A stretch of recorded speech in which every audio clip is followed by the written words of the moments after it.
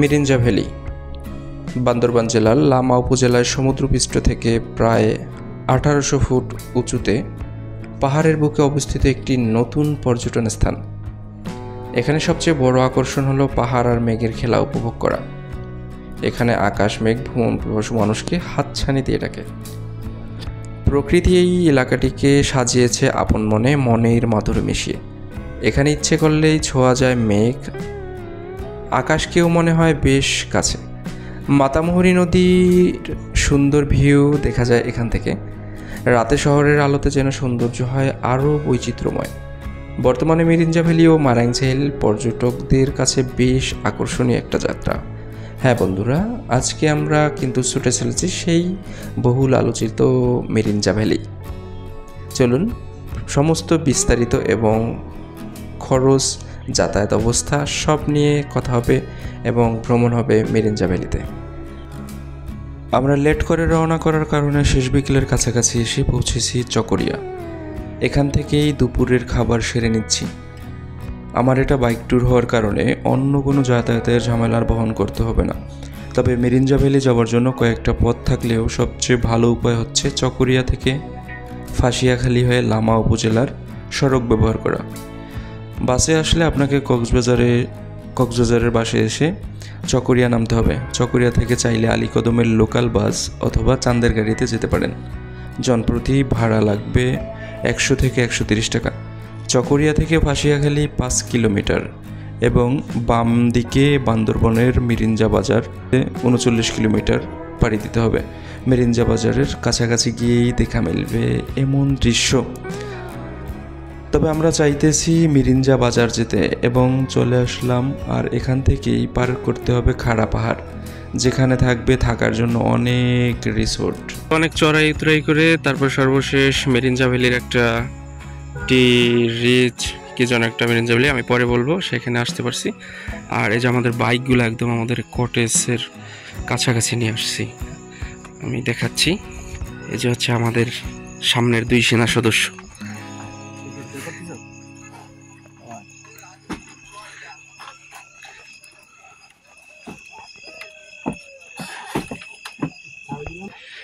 এখান থেকে আরো সামনে 2টা কটেজ আছে এই কোম্পানিরই। আর এই যে হচ্ছে আসলে দিনের বেলা হলে ভিউ পয়েন্ট দেখা যায়। ভাইয়া, আপনার অনুভূতি কি? সেই অনুভূতি কিভাবে বুঝলেন যে নাইম? সেই অনুভূতি বুঝলাম কেমনে সকাল ছাড়া? এর আগে একবার আসছি আমি এই জায়গায়, কিন্তু সেটা ছিল মারায়ন্তম। আসলে খুব ভালো লাগতেছে। এখনো কিন্তু ফ্রেশ হই নাই। আমরা যেই ছবিতে যেরকম দেখছি যে বারান্দা সহ প্রত্যেকটা, এই যে বারান্দা, এখানে ঘুমানো যায়। আর এই যে কিন্তু যে জুম ঘরের ভিতরে আসলে একসাথে 10 জন 12 জন ঘুমানো যায়, কিন্তু আমরা মাত্র 3 জন থাকতেছি। আর ওয়াশরুমের ব্যবস্থা বাইরে, একদম পাবলিক ওয়াশরুমের মতো। গোসলের মতো কোনো ব্যবস্থা নাই, কিন্তু ওয়াশরুমের ব্যবস্থা আছে। শুভ সকাল মিরিঞ্জা ভ্যালি। আমাদের এটা মূলত ডিজুরি রিসোর্ট। আপনারা রাতে এখানে ছিলাম, রাতে দেখাতে পেরেনি। এই ডিজুরি রিসোর্টের মধ্যে মোটামুটি এরকম 5টা জুম ঘর আছে, প্রত্যেকটা এরকম বারান্দা আছে। এখানে যেই বিছানার মতো দেখা যাচ্ছে, এটাতে আমি রাতে অনেকটা সময় ছিলাম। রাতে অবশ্য যদিও ভিতরে ঘুমাইছিলাম, তারপরে সকালবেলা এখানে ছিলাম অনেকটা সময়। এর সামনে আবার 2টা জুমঘর আছে। আর ওই পাশে যেই পাহাড়টা দেখা যাইতেছে, ওইটা মূলত যে আমরা মিরিঞ্জা ভ্যালি চিনি, ওইটা মূলত মিরিঞ্জা ভ্যালি নামেই যে রিসোর্টটা সেটা। আর আমাদের এটা হচ্ছে ডিজুরি রিসোর্ট। ওই পাশ থেকে পুরো রাস্তা দেখা যায়, ওখান দিয়ে গাড়ি যাতায়াত করে। রাতে আসলে আরো বেশি সুন্দর লাগে। আর এখন একটু কেমন যেন কুয়াশা ভাব, যদিও এটা মেঘ না। আর এখানে অতটা মেঘ এখন পাওয়া যায় না। এটা হচ্ছে কিন্তু আমাদের রুম। আমাদের আরো 2 জন ভিতরে ঘুমানো আছে। ওই যে তারা ঘুমাচ্ছে। এই যে ইমরান ভাই, হাই, গুড মর্নিং। নাইম, কই মামা তুমি?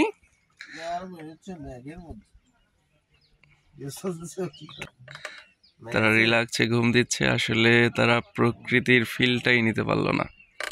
আর এই যে আমার বাইরে বিছানা, আমি কিন্তু আসলে অনেকটা সময় ভোর রাত থেকে এখানে কাটাইছি এবং মধ্যরাত পর্যন্ত, এবং মাঝখানে কিন্তু আমি এই রুমেও ছিলাম মধ্যরাতে। এই যে নাইম মামায় তার ঘুম ভাঙছেই না।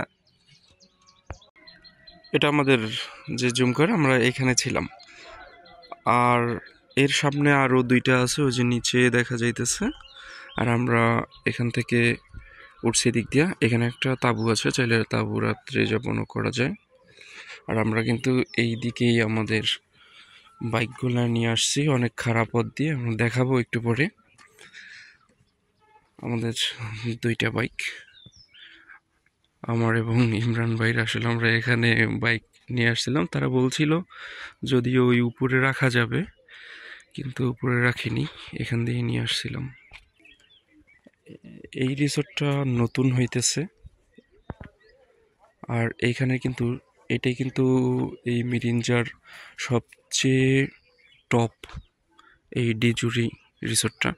আর ওই যে উপরে একটা টপ ভিউ পয়েন্ট আছে, ওটা কোনো থাকার জায়গা না, তবে এই রিসোর্টের যত পর্যটক আছে তারা ওইখানে থাকতে পারবে, এবং সর্বোচ্চ ভিউ পয়েন্ট হচ্ছে এই রিসোর্টেই। এবং তাদের বলা সূত্রে পাইলাম যে এইটাতে অন্যান্য রিসোর্টের কেউ যদি আইসা থাকতে চায় তাহলে তারা থাকতে পারবে।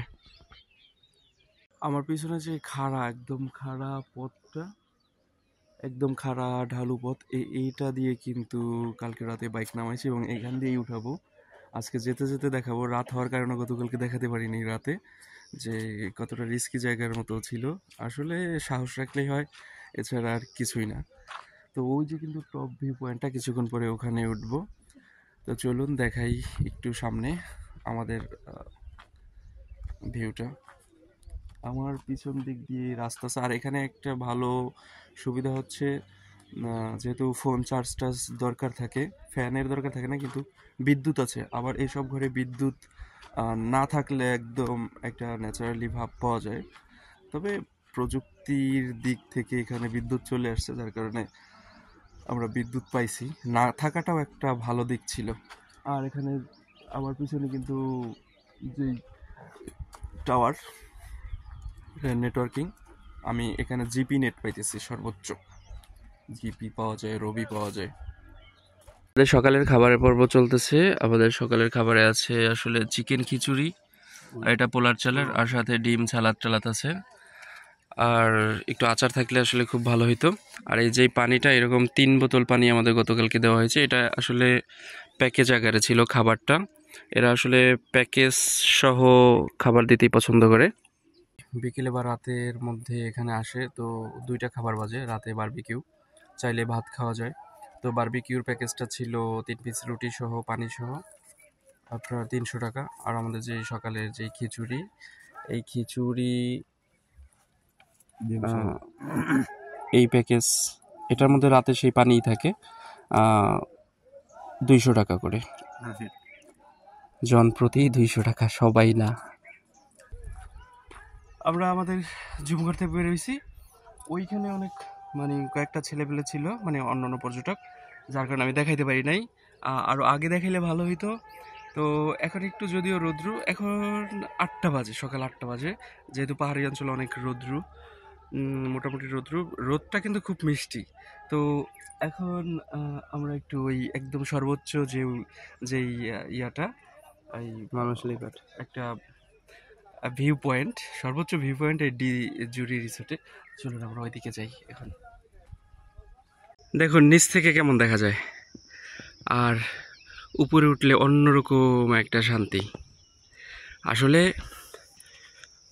সব ভালোর পিছনে কিন্তু অনেক সাধনা থাকে, শ্রম থাকে, অনেক তপস্যার পরে তারপরে ভালো কিছু করতে পারা যায়।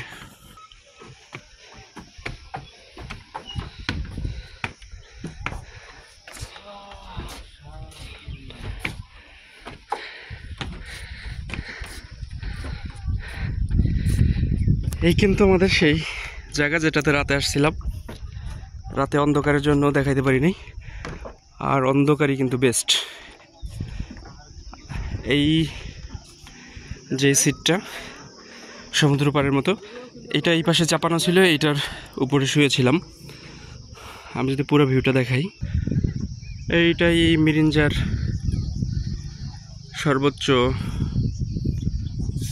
সর্বোচ্চ ভিউ পয়েন্ট এটাই।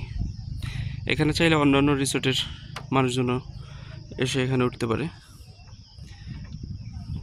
আমরা ছিলাম ওই যে তাঁবুর পরে যেটা দেখা যায়, যে ঝুম ঘরটা, ওখানে ছিলাম। জুরি রিসোর্ট রাতের অন্ধকারে দেখাতে পারি না, আমরা এটাতে ছিলাম। আর যে মিরিঞ্জা ভ্যালি নামক রিসোর্টটা, সেটা কিন্তু ওই যে পাশেই আছে। আর আমরা আসছি এই পথ ধরে, তো নামার সময় দেখাবো যে মানে কত খারাপ পথ দিয়ে আসলে উঠতে হয়। তো সর্বশেষ যেটা বলবো, এখানে আসলে যেই অনেক জায়গায় অনেক ময়লা দেখা গেছে, যেমন খাবারের প্যাকেট, চিপসের প্যাকেট, বিস্কিটের প্যাকেট। আসলে এগুলা আসলে কাম্য না। যতদূর সম্ভব এগুলা নির্দিষ্ট জায়গায় ফালানো, অথবা এদের যেই জুম ঘর বা এর কোথাও এক জায়গায় করে রাখলে অবশ্যই এরা নির্দিষ্ট জায়গায় নিয়ে ফেলে দেবে। তো আসলে এই জিনিসটাই সবচেয়ে বেশি খারাপ লাগছে এখানের, যে এইখানে না যত পাহাড়ে গেছি আসলে আমাদের সভ্য হতে হবে ভাই। আসলে আমাদের সভ্য না হলে আমাদের এই পাহাড় কে রক্ষা করবে? আর আমাদের যেই জুমঘরটা এখানে 2,200 টাকা হলে পাওয়া যায়। তো আমরা 3 জন ছিলাম এখানে। একটা জুম ঘরে কিন্তু 10 জন পরে থাকা যায়, 10 জনেরই ব্যবস্থা থাকে। সেটাই কিন্তু ওই 2,250-র মধ্যে পাওয়া যায়। তবে আমরা নিছি 1,500 টাকা দিয়ে, একটু দরাদরি করেই নিছি। আর আমার পিছনে কিন্তু আমরা ওইখান থেকে একটু সামনে আগাইলেই এদিকে এরকম কফি বা ফাস্ট ফুডের দোকান আছে, অবশ্যই দরাদরি করে খেতে হবে।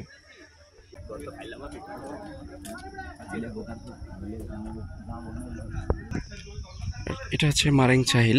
এটা কিন্তু অনেক সুন্দর একটা কটেজ বা সুন্দর রিসোর্ট। এখানে দোকান আছে।